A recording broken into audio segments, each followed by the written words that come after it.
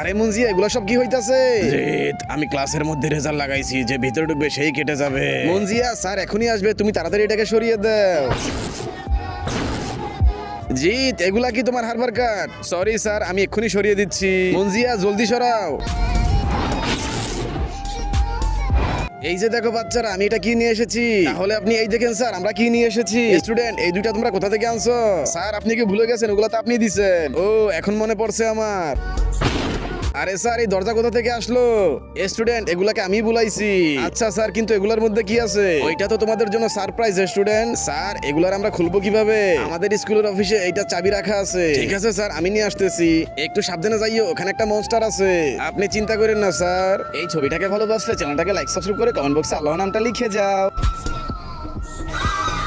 শোনো মুনজিয়া, তুমি মনস্টারকে বেহুশ করে দাও। ঠিক আছে।